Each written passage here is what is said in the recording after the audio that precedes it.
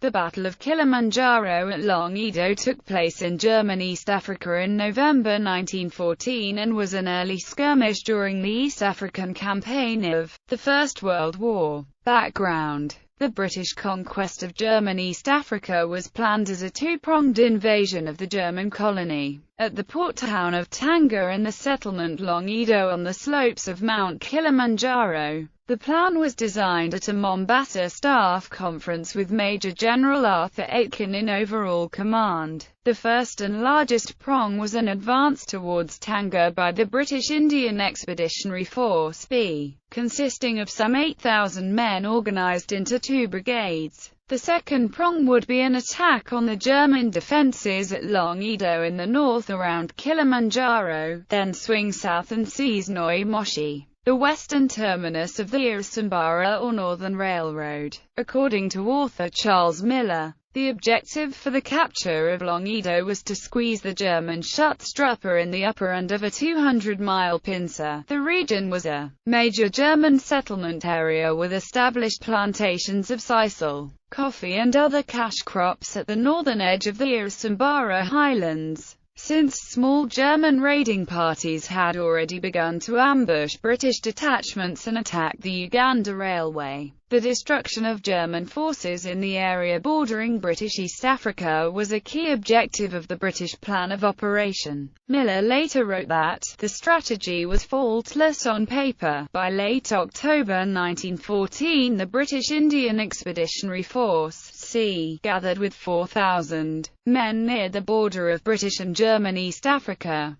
commanded by Brigadier General J. M. Stewart. The brigade included colonial volunteers who called themselves the East Africa Mounted Rifles. Flawed intelligence reports estimated the German military presence in the region at 200 men. However, there were 600 Askaris in 3 companies plus the colonial volunteers of 8th Schützenkompanie Rifle Company of 86 young Germans on horseback. Battle. On 3 November 1914, some 1,500 Punjabis of the British force came up the slope at night near Longido and, at daylight in the morning fog, were caught in the crossfire of a strong German defensive position. The large force of Indian infantry fought well when counterattacked. However, during the day the British attackers made no headway, but suffered substantial casualties. By mid-morning, a mounted patrol of the 8th Rifle Company ambushed a British supply column. Roughly 100 mules carrying water for the troops were stampeded away by the German horsemen. Some of the carriers in the column panicked and dropped their loads, leaving food, ammunition, and equipment behind. The British officers with their now widely scattered troops waited until darkness determined their situation to be untenable,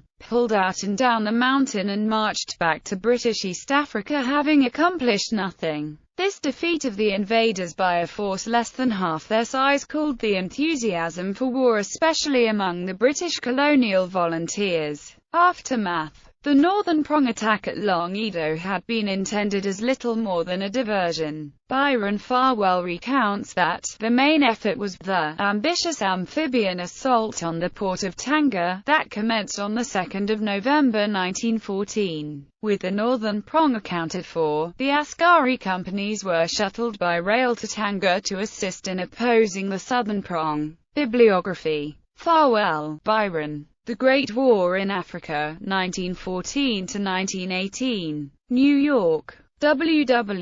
Norton and Company, 1989. ISBN 0-393-30564-3. Hoyt, Edwin P. Guerrilla. Colonel von Lettow Vorbecken, Germany's East African Empire. New York. Macmillan Publishing Co., Inc., 1981, and London. Collier Macmillan Publishes. 1981. ISBN 0-02-555210-4. Miller, Charles. Battle for the Bundu. The First World War in German East Africa. London. MacDonald and Janes, 1974, and New York. Macmillan Publishing Co., Inc., 1974. ISBN 0-02-584930-1.